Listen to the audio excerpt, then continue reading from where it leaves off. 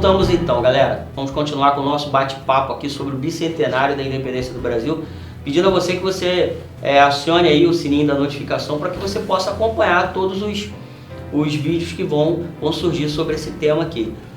A gente estava aqui nos bastidores comentando que eu particularmente estou me sentindo aqui, né, constrangido com tanto potencial, né, com tanto conhecimento ao meu lado. Muita história, muita história mesmo aqui. Voltando lá, né, 1815. Então o Brasil, ele vai ter a sua categoria, né, elevada. A Camila fez um comentário interessante, né, que o Brasil agora está no mesmo patamar que Portugal, né? Isso aí. Patamar político. O Brasil é um reino unido, né? Então já não é colônia mais. Já não é mais colônia. O Edgar comenta que por conta disso, muitos defendem a ideia de que a independência é 1815. Agora fica a discussão, porque o que falta, né, entre 1815 e 1820? Um herói. A figura heróica, para tornar aquilo ali bonito. Porque em 1822 nem documento oficial vai ter de ruptura. O documento só vai ser em 1825.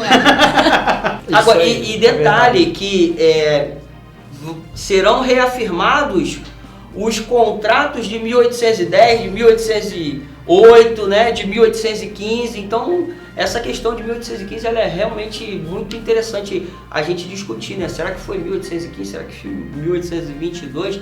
Agora, Fábio, você também fez um comentário aí sobre a questão do retorno de Dom João. Isso aí, né? A nação portuguesa ficou abandonada desde 1808. Portugal estava invadido pelas tropas napoleônicas, né? Era napoleônica na Europa. 1815 acaba a era napoleônica, Napoleão derrotado, a ideia é que o rei voltasse. Os portugueses criaram essa expectativa, né? Mas como a gente já, né? Até porque já eles passavam por um domínio francês que eles já não estavam gostando muito, Exatamente, né? O Dom João VI não demonstra nenhum interesse em voltar. Cria-se ali uma insatisfação que vai ganhar corpo em 1820 com a Revolução Liberal do Porto, onde eu acho que eu destaco duas exigências principais. A primeira, a volta do Brasil à condição total de colônia, volta do pacto colonial, para que os portugueses pudessem continuar recebendo o nosso exclusivo colonial, aquela relação total de colônia desde, né, a partir de 1500, quando eles chegaram ali. Eles queriam, na verdade, o retorno daquela estrutura. E para isso, eu preciso que a família real retornasse para Portugal. Né? E aí, Dom João VI fica muito dividido. Em 1821, ele volta, mas existe um medo, né, de repente perder o Brasil, já que a independência era quase inevitável, um medo de que o Brasil não ficasse dentro dos quadros familiares, né? Então ele deixa para trás o seu filho, Dom Pedro I. E uma coisa que o Edgar está batendo muito na questão da historiografia, e isso é importante, e muitos defendem a ideia de que o retorno de Dom João para Portugal é o que o Fábio está falando, uma tentativa de segurar os dois, o reino unido, né, e a nação portuguesa, né, Portugal, o outro reino, e também porque havia toda uma mobilização lá para que Portugal passasse a ser uma monarquia constitucional, e que uma nova dinastia fosse elevada ao trono, né? Então tem todas essas possibilidades. Queriam, né? A né? monarquia hereditária para eles era o... Então já diz, né, Revolução Liberal. As ideias liberais estavam muito presentes em Portugal. É verdade. E dentro das ideias liberais era ou você derrubava a monarquia ou você reformava a monarquia. Então Dom João VI, ele já sabia que se ele não voltasse, ele poderia perder o seu cargo em Portugal e até mesmo vir perder o Brasil também. Porque assim, com a volta dele, as elites agrárias aqui vão ficar insatisfeitas. Por que as elites agrárias aqui vão ficar insatisfeitas? Com medo de que o Brasil volte totalmente a ser a condição de colônia que era antes. E eles vão lucrar menos. Exatamente. Entendeu? Então, assim, se ele não volta, ele poderia perder o cargo lá e poderia perder a sua colônia mais próspera, que era o Brasil, né? A solução que ele encontra, né, para isso é regressar e deixar aí Dom Pedro, né? E aí a gente tem o início, então, do período da regência de Pedro de Alcântara, que não era Dom Pedro. Isso aí, ganha esse título depois. Inclusive era muito ridicularizado pela mídia da época, né? Demais. Pedro Badaró. Dom Pedro I era visto como uma espécie de playboyzão da época. Entendeu? E... Era um boêmio, sim, né? tanto que ele vai ter grandes problemas com a mídia da época. Inclusive vai noticiar... Despreparados para ser... Vai chamar ele de Pedrinho. De dizer Vai chamar ele de Pedrinho. Inclusive Acorda, problemas Pedrinho. no casamento dele, né? Muitos, Domitila porque- de Castro, que eu digo. Essa questão dele, dessa regência de Pedro de Alcântara, ela é muito polêmica, né? Mas o que me deixa assim, muito confortável para falar, eu acho, né? Particularmente, eu acho que ali, ainda que 1815 seja importante, mas essa volta de Dom João para Portugal, ela é, para mim, Crucial. o crucial para a independência. Até porque, né, alguns afirmam, né, que Dom João dá a ordem para Dom Pedro, né? Se tu vê que vão fazer a independência, Toma a frente, faça você isso aí. a independência. Para perder para aventureiros, perco para você, né? Então ele deixa essa ordem para o filho dele ali. E aí a elite, eu acho que a elite criou toda tipo assim, pô, então o garoto vai fazer a independência, vamos, né?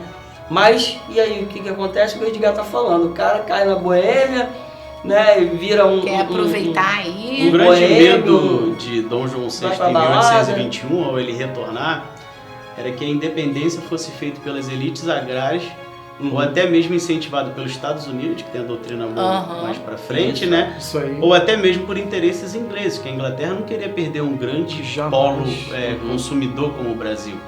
Então, esse era o grande medo dele. Eu tô voltando, mas tô deixando um Bragança aqui, porque caso isso daqui saia do do controle, rumo, né? esperar. Tem você aqui para assumir. Agora, Agora, assim, ele na volta ele também foi grande estrategista.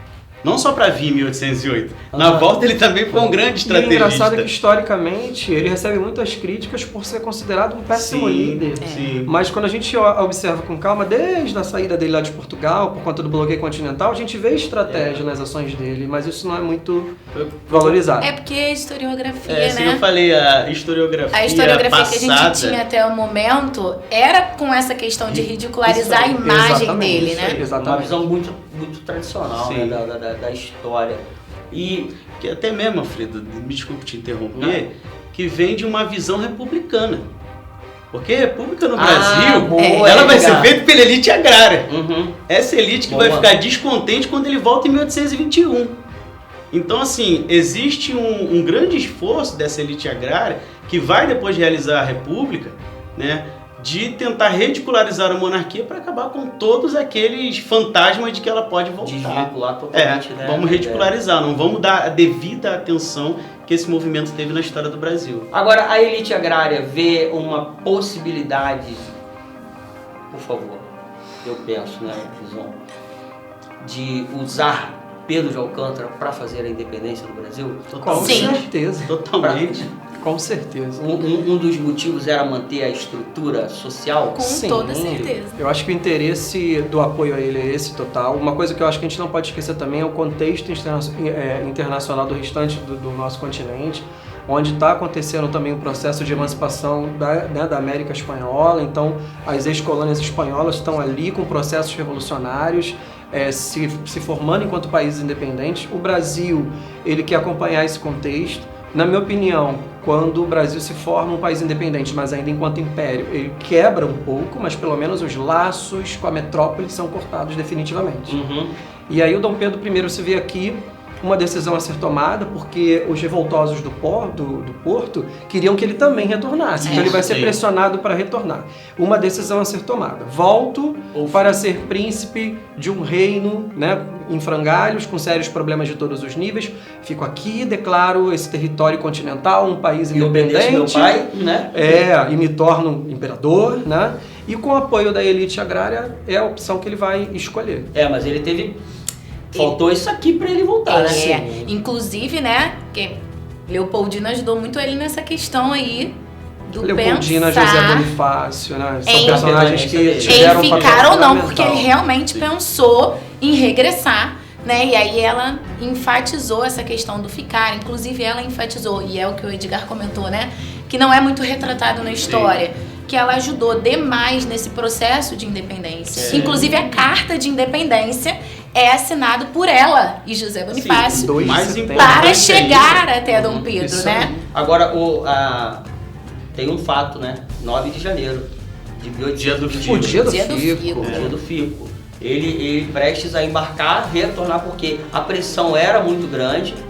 E eu acredito que, né, além da pressão externa, tem a questão, né, do próprio temor dele, né? O Brasil, um país desse tamanho, né, um território desse, para tomar conta, e ele não sabia se toda aquela estrutura da elite local o apoiaria, e aí ele, prestes a retornar, ele recebe o abaixo-assinado ali com Foi uma decisão de... política também, né? E aí temos aquela frase famosa, né? Foi uma Se é para o bem geral, É, diga. que é a construção do herói, volta de novo.